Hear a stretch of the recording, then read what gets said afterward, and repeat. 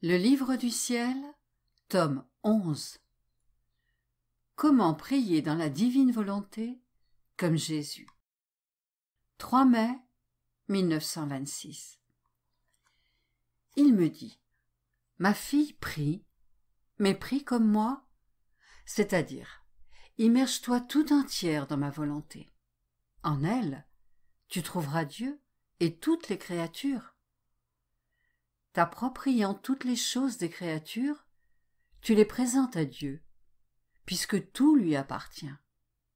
Ensuite, tu déposes à ses pieds toutes leurs bonnes actions pour rendre gloire à Dieu, et leurs mauvaises actions en réparant pour elles, par la sainteté, la puissance et l'immensité de la divine volonté, à qui rien n'échappe. C'est ainsi que faisait mon humanité sur la terre.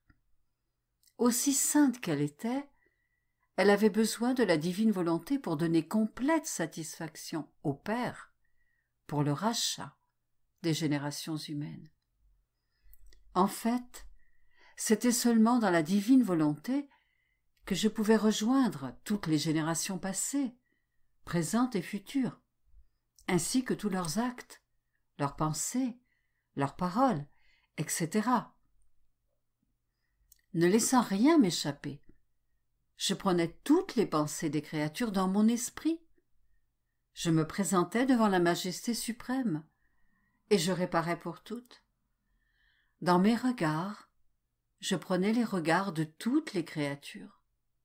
Dans ma voix, leurs paroles. Dans mes mouvements, leurs mouvements. Dans mes mains, leurs travaux. Dans mon cœur, leurs affections et leurs désirs. Dans mes pieds, leurs pas. Je les faisais miens, et par la divine volonté, mon humanité satisfaisait au Père et sauvait les pauvres créatures. Le divin Père était satisfait. En fait, il ne pouvait me rejeter, puisqu'il était lui-même la divine volonté. Aurait-il pu se rejeter lui-même? Certainement pas. D'autant plus que, dans ses actes, il trouvait une sainteté parfaite, une beauté inaccessible et ravissante, l'amour le plus haut, des actes immenses et éternels, et la puissance absolue. Ce fut là toute la vie de mon humanité sur la terre, du premier instant de ma conception à mon dernier soupir. Et cela s'est continué dans le ciel et dans le très saint sacrement. Cela dit, pourquoi ne pourrais-tu pas en faire autant? Pour celui qui m'aime, tout est possible. Uni à moi, dans ma volonté, prends les pensées de toutes les créatures dans les tiennes et présente-les à la divine majesté.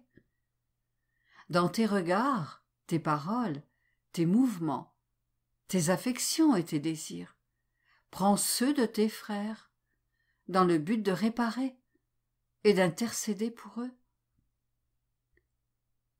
Dans ma volonté, tu te trouveras en moi et en tous.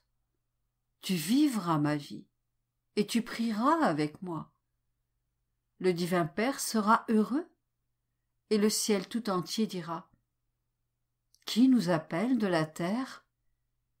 Quelle est cette créature qui veut compresser en elle la divine volonté en nous incluant tous? Que de bien la terre peut obtenir en faisant descendre le ciel sur la terre.